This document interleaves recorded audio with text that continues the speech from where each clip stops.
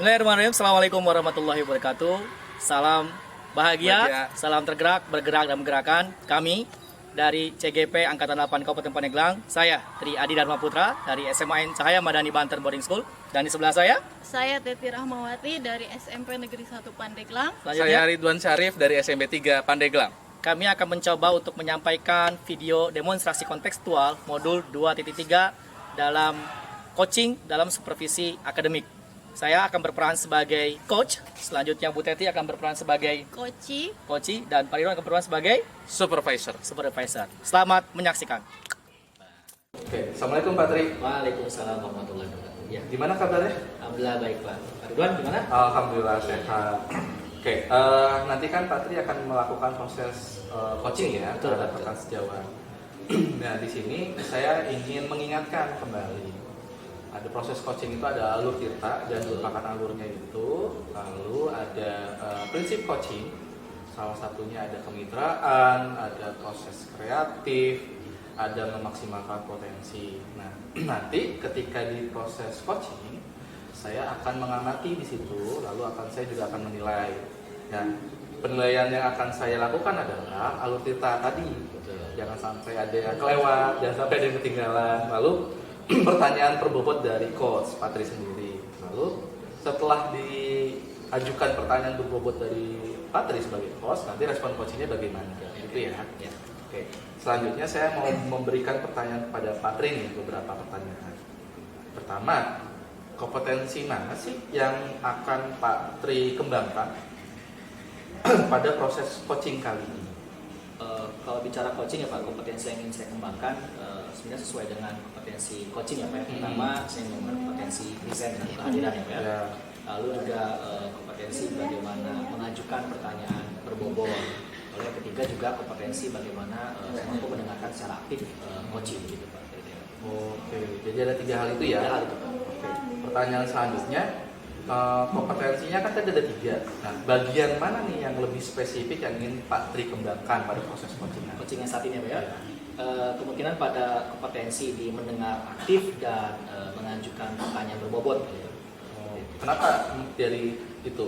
Karena memang itu kayak menjadi bagian yang paling penting dalam paradigma berpikir coaching ya Pak. Salah satunya mengajukan pertanyaan berbobot dan juga mendengarkan aktif. Saya kira itu penting yang harus dikuasai oleh seorang coach Pak. Oke. Pertanyaan terakhir nih Pak. Indikator yang bagaimana yang diinginkan oleh Pak Tri pada proses coaching nanti? Sebenarnya ingin kalau bicara indikator berarti masalah ketercapaian ya Pak ya. Dan tujuan. Dan tujuan dari ketercapaian dalam coaching itu lebih kepada bagaimana saya nanti mampu coach saya itu mampu menemukan solusi-solusi atas permasalahannya sendiri. Lalu dia juga mampu menjelaskan atau menerjemahkan langkah-langkah yang muncul dari dirinya sendiri dalam menyelesaikan masalah. Kira-kira begitu aja targetnya, indikatornya itu. Oke. Nanti sekali lagi saya ingatkan jangan lupakan alur tirtanya. Lalu pertanyaan berbobotnya juga harus lebih ditingkatkan kembali. Nanti dan respon coachingnya nanti bagaimana harus langsung ditimbal balikan gitu ya. Siapa? Oke. Kita akan langsung ke proses coaching ya. Boleh. Assalamualaikum Pak Tri. Waalaikumsalam. Gimana Bu Teti? Apa kabarnya? Baik ya? Baik, alhamdulillah. Gimana Bu Teti? Saya dengar-dengar ada Bu Teti yang periksa ada yang ingin disampaikan. Ada. Gimana? Saya ada masalah nih. Tapi saya pengen tahu dulu sih Pak sih kapan. Luang, insya Allah. Silakan Bu Teti kalau mau ada yang diskusikan, saya lagi luang.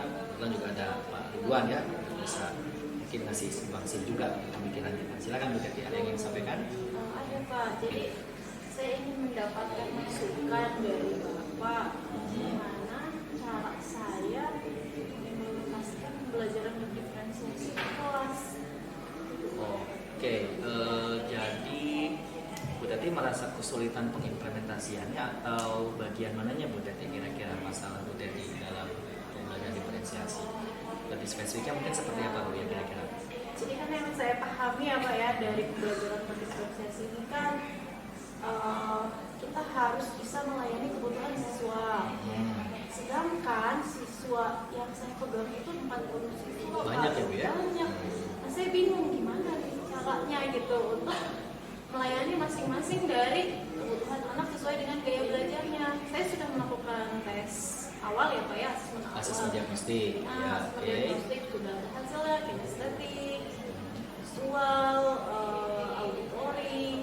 Nah setelah saya pegang nih hasilnya, saya harus gimana ya gitu cara di kelas mengembangkannya supaya dalam waktu 2 jam pembelajaran itu efektif, tapi anak-anak yang gaya kebutuhan beda-beda ini layani sesuai.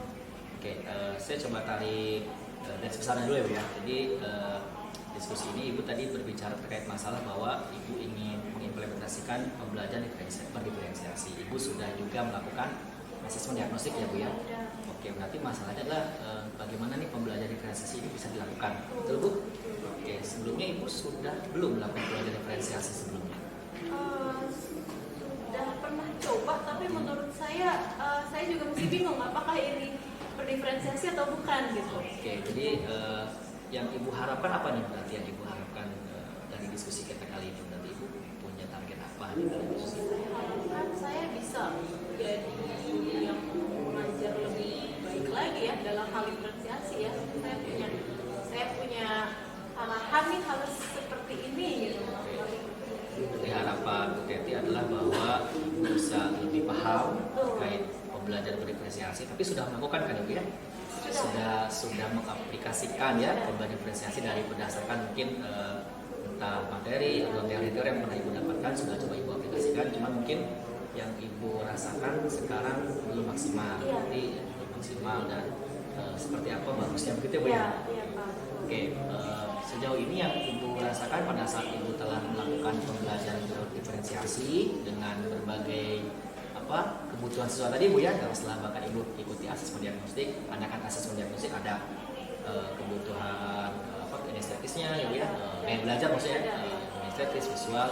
Sejauh ini masalah yang timbul apa Bu pada saat melakukan pembelajaran diferensiasi itu? Saya merasa kesulitan membagi waktu dan juga saya merasa dalam satu waktu yang bersamaan, misalnya saya harus melayani anak dengan 3 kebutuhan yang berbeda, itu saya merasa belum kompeten gitu. Oke, berarti kesulitan dalam menerapkan pembelajaran diferensiasi dengan jumlah siswa yang begitu banyak dengan gaya belajar yang berbeda. Oke, Bu, kalau kita bicara pembelajaran diferensiasi kan itu kondisi ideal ya Bu ya. Kalau misalkan Ibu ditanya nih, kalau refleksi sendiri ya, kalau misalkan Ibu menilai diri sendiri, kira-kira Ibu memahami tentang pembelajaran diferensiasi ini ada di level berapa Bu? Kalau di saya skalakan 1 sampai 10 nih kira-kira? Kayaknya 5 ya Pak ya? Di level 5 ya tentang pemahaman baik secara teoritis maupun secara praktis mungkin di level 5. Harapannya kira-kira akan naik atau bisa ditingkatkan di level berapa Bu Teti? Level 8 ya. Oke, mari coba kita diskusi nih bagaimana proses kita meningkatkan dari 5 ke 8. Nah, kalau kita bicara pembelajaran berdiferensiasi kan tadi masalah Ibu kan bilang pertama kemampuan secara praktis ya tentang diferensiasi itu sendiri. Yang kedua adalah bahwa ternyata sulit untuk mengakomodir gitu ya siswa yang jumlahnya 40 dengan gaya belajar yang berbeda-beda. Nah, coba kita dalami pembelajaran diferensiasi kan. Pembelajaran diferensiasi yang Ibu pahami itu setidaknya ada berapa diferensiasi yang Ibu pahami dulu sebelum? Tiga, apa saja itu kira-kira? Konten, proses, produk. Oke. Nah, sejauh ini yang Ibu Teti sudah lakukan pada saat melaksanakan pembelajaran diferensiasi di kelas, bagaimana Ibu melakukan diferensiasi kontennya sejauh ini ya telah dilakukan? Melalui penugasan yang berbeda gitu saja. Penugasan yang berbeda seperti bagaimana tuh? Misalnya saya sudah memberikan pilihan ya, misalnya setelah finalisasi materi, pemaparan materi nanti ada penugasan yang saya sendiri membebaskan anak untuk memilih gitu ya. Mau mengumpulkannya dalam bentuk apa? Itu menurut Bu Teti berarti itu diferensiasi konten gitu ya? Nah, makanya kita coba diskusi ya Bu ya, kira-kira berarti kan kita perlu memahami ini lebih dalam ya Bu. Oke, terlepas nanti tentang konten, proses produknya, menurut Ibu agar ini kan masalah tadi jumlah yang banyak, waktu terbatas dan Bu Teti juga punya masalah tadi merasa kurang kompeten ya Bu ya dalam melaksanakan pembelajaran diferensiasi. Nah, Ibu bisa nggak kira-kira berpikir seperti apa nih solusinya nih agar yang sementara kita pikirkan biar kita bisa gali solusinya agar pembelajaran diferensiasi yang saat ini Ibu sudah lakukan itu bisa meningkat dari level 5 ke level 8 misalkan. Kira-kira kalau Ibu refleksi pembelajaran masalahnya apa, lalu kayaknya kekeliruannya di mana, kesalahannya di mana, coba yuk kita diskusikan. Di mana tadi? Apa ya, mungkin dalam perencanaan ya Pak Tri ya. Perencanaannya. Jadi sepertinya saya memang masih kurang dalam perencanaan. Oke. Kadang saya mengajar secara spontan gitu Oke, ya. berarti ngajar diferensiasi tapi spontan gitu ya. Ya. Oke. Berarti menurut Bu Teti bagusnya gimana Bu berarti? Harus di Oke, kayaknya saya harus belajar lagi ya tentang konsep diferensiasi. Oke. Kemudian yang kedua, saya harus membuat satu RPP gitu ya, setiap saya mengajar ya, rencana mengajar yang lebih bagus lagi. Yang memang di situ langkah-langkah diferensiasinya tercantum Terlihat dengan jelas. jelas. Jadi harus buat rencana yang lebih spesifik detail bagaimana kita bisa membedakan kontennya begitu ya. Iya. Sejauh ini berarti itu tidak optimal dilakukan oleh Iya, tidak optimal. Sebetulnya mungkin RPP buat ya Putri ya, tapi pada saat prakteknya itu ada juga langkah-langkah yang kemudian tidak miss dari iya, yang direncanakan. miss dari yang direncanakan. Berarti solusi sementara yang Ibu tawarkan untuk masalah tentang kepemahaman belajar diferensiasi adalah dengan merancang rencana pembelajaran lebih baik. Ya. Nah, lalu kalau misalkan dengan yang tadi Bu, dengan jumlah yang banyak, menurut Ibu bagaimana tuh Bu untuk menyelesaikan kebutuhan belajar? Tadi kan jadi masalah ya, bisa bingung. Jadi saya masih bingung sebetulnya Patri ya. Maksudnya justru di sini kebingungan saya gitu bagaimana caranya dalam waktu yang sama kita mengajarkan 3 gaya belajar yang berbeda gitu. Saya di situ harus seperti apa saya gitu. Oke. Terutama di kelas saya itu setelah saya melakukan tes diagnostik itu ya banyak juga yang kinestetik. Saya nggak bisa diem ya anaknya. Nah jadi di sini ya, kalau misalnya kita ngikutin yang kinestetik berarti kan kita memberikan mereka peluang atau media atau apa yang membuat mereka gerak. Sementara kan juga ada juga yang butuhnya mendengarkan atau melihat gitu kan. Nah di sini kayak kalau saya condong ke kinestetik, yang visual sama yang auditory kurang terlayani ya mungkin ya, atau sebaliknya gitu. Kalau misalnya saya melayani kebutuhan yang ini dulu, nah yang ini kurang diarahkan sehingga kinestetik yang tidak bisa diam ini suka mengganggu teman misalnya gitu. Nah, berarti kan masalahnya adalah jadi bingung mau menggunakan yang mana ya. Berarti solusinya kira-kira bagaimana Bu? Misalkan yang kinestetik setelah di asesmen ada 20 ya Bu ya. Lalu yang audio saja misalkan 10, lalu yang visual saja 10 dan seterusnya. Biar semuanya tercover nih menurut Bu Teti gimana Bu? Sementara mungkin saya akan membuat pengelompokan ya Pak Tria. Tapi ini belum pernah saya lakukan ya, mungkin ini sedang saya pikirkan juga. Mungkin saya akan membuat satu perencanaan atau juga membawa media ke kelas gitu, yang mana media-media ini bisa mengakomodir ketiga kebutuhan tersebut. Oke, mari kita spesifikkan. Berarti kira-kira untuk yang audio dan visual, atau audio saja atau visual saja, kira-kira media yang akan Ibu buat gitu ya untuk makom itu misalkan contohnya apa ini Bu? Misalkan untuk yang visual ya, mungkin saya akan menyediakan video-video yang berkaitan dengan pembelajaran.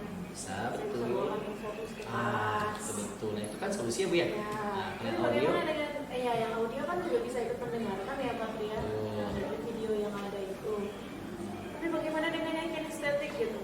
Apakah mereka juga diikut sertakan dalam atau mereka diberikan aktivitas lain pada saat sebenarnya itu juga jawaban Bu, diberikan aktivitas yang lain agar kita bisa mengakomodir gaya belajar yang kinestetis. Misalkan Ibu pernah melakukan apa nih? Misalkan agar bisa mengakomodir gaya belajar kinestetis, sejauh ini yang pernah Ibu lakukan apa Bu sejauh ini untuk mengakomodir yang kinestetis? Kan tadi audio tadi yang visual tadi diberikan tayangan atau proyektor, audio juga seperti itu, atau yang visual tadi diberikan bahan bacaan ya Bu ya. Yang kinestetis sejauh ini yang pernah Ibu lakukan? Saya lakukan yang kinestetis itu waktu itu materinya tentang keluarga. Saya suruh mereka keluar kelas untuk mencari satu benda yang paling mewakili kenangan tentang keluarganya. Sebenarnya itu pun solusi Bu sebenarnya. Jadi tinggal memang pada akhirnya nanti Ibu coba tuangkan itu ya dalam prosesnya. Berarti tadi Ibu punya solusi, oh yang visual ini materi ajarnya, yang audio ini, yang kinestesis tinggal nanti dioptimalkan saja gitu. Sebenarnya kan solusinya Bu ya dari Ibu sendiri. Jadi sudah tergambar ya Bu ya.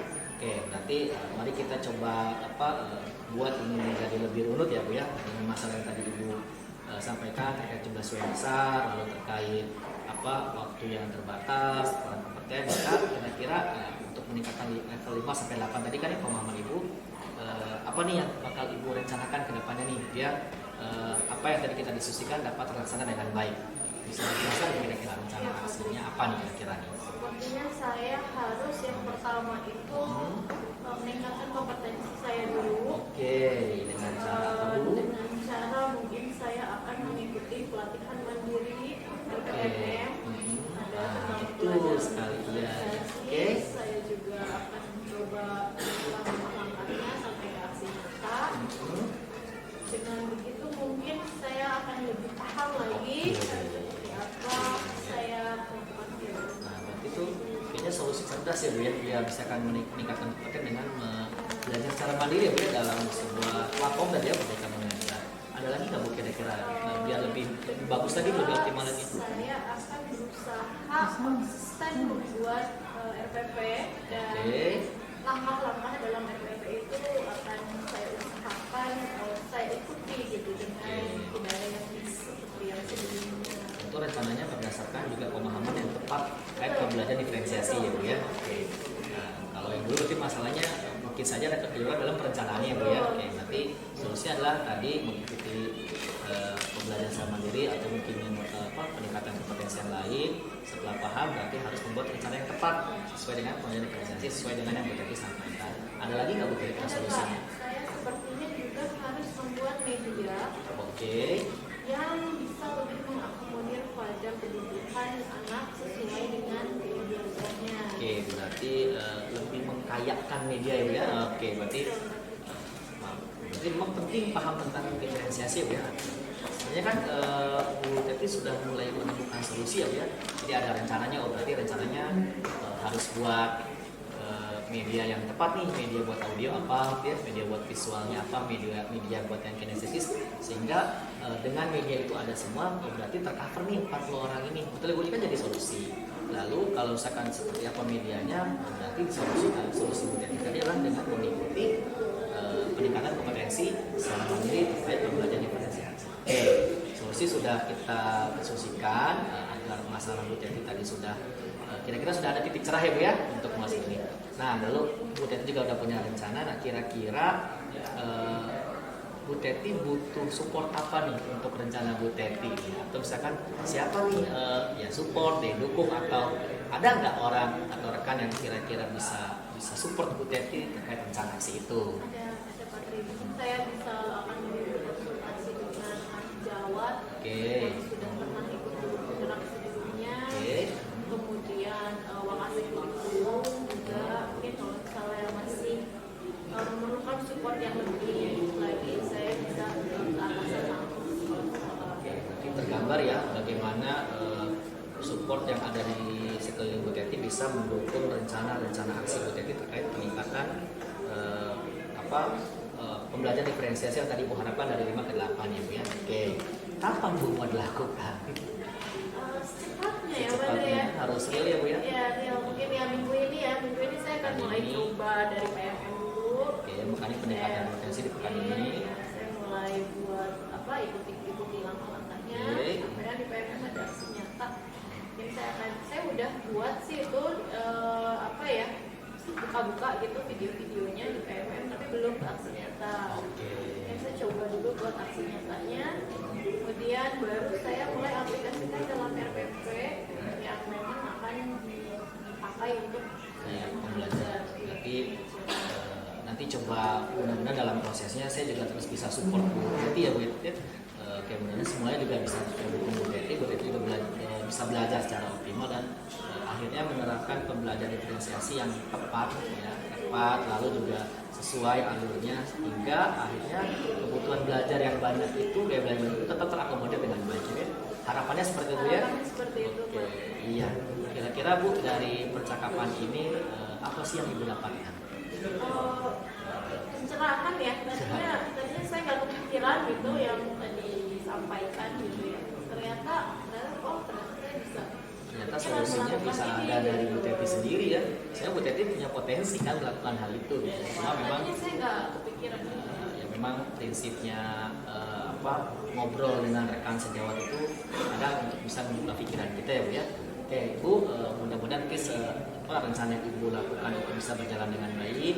Nanti saya akan coba mendukung dan juga termasuk memantau perkembangan perjalanan rencana aksi Bu Teti.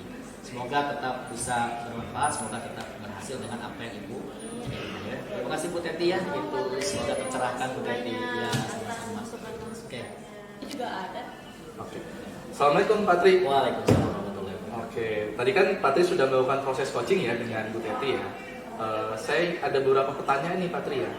Pertama, coba dong Bapak narasikan apa saja tadi yang Bapak lakukan pada proses coaching terkait indikator ketercapaian yang diinginkan. Oke, jadi tadi dalam proses coaching saya mencoba untuk benar-benar menerapkan prinsip-prinsip dalam coaching. Ya. Lalu saya juga coba menerapkan proses coaching dengan menggunakan alur tirta, di mana dalam proses coaching saya menanyakan di awal apa tujuan yang ingin kita capai dalam proses percakapan itu. Dan saya coba gali dengan baik identifikasi masalah-masalah yang muncul dari coach saya, sehingga saya mampu mengoptimalkan saran yang keluar langsung dari coach. Lalu saya juga coba menstimulus coach untuk mampu mengeluarkan rencana aksinya atau tindakan apa yang akan dilakukan berdasarkan masalah yang timbul sampai pada tahap bagaimana rencana itu dapat dilakukan secara bertanggung jawab. Jadi saya mencoba alur tirta itu begitu Pak. Oke. Tadi sih yang saya catat proses coachingnya tadi berjalan dengan baik ya. Saya tadi memperhatikan dan beberapa catatan saya tadi juga baik dari awal, runtut dari awal sampai akhir tentang tanggung jawab juga. Lalu pertanyaan-pertanyaan Pak Tri kepada Bu Teti juga sangat berbobot yang menimbulkan Bu Teti juga jadinya mencari solusi sendiri gitu. Dan respon coaching juga sangat baik dari pertanyaan berbobotnya Bapak. Pertanyaan kedua nih Pak, kompetensi apa yang ingin Bapak kembangkan setelah melakukan proses coaching tadi? Sebenarnya untuk kompetensi yang ingin dikembangkan kembali adalah saya ingin lebih menguatkan kembali kemampuan saya dalam memberikan coaching, terutama dalam alur tirtanya. Saya ingin lebih lagi menguatkan kompetensi saya dalam memberikan pertanyaan-pertanyaan berbobot, sehingga dari pertanyaan itu secara mendalam mampu mengoptimalkan saran yang keluar dari coaching. Jadi pada prinsipnya saya ingin menguatkan kembali alur tirta dalam coaching serta menguatkan kompetensi saya dalam mengajukan pertanyaan-pertanyaan yang berbobot gitu, kurang lebih seperti itu. Oke, memang butuh waktu dan butuh belajar, pengalaman dan sebagainya ya untuk proses coaching. Nah, terakhir nih Pak, bagaimana perasaan Bapak setelah melakukan proses coaching tadi dengan Bu Teti? Senang ya. Kenapa senang? Karena ini adalah bagian dari proses kita berdiskusi, proses kita berbagi, sehingga apa yang telah kita diskusikan, apa yang terjadi dalam percakapan menimbulkan sebuah solusi-solusi cerdas terhadap permasalahan-permasalahan yang muncul dari coaching. Itu pun sebenarnya bisa jadi membuat juga hal baru buat saya gitu, sehingga kita bersama-sama berdiskusi untuk mencari solusi bersama. Jadi senang rasanya selalu melakukan diskusi dan proses coaching seperti ini gitu. Oke, jadi penutupnya terima kasih Pak Tri sudah melakukan proses coaching dengan baik. Ya, Pak. Saya sangat bangga. Oke, terima kasih ya. Sama-sama Pak.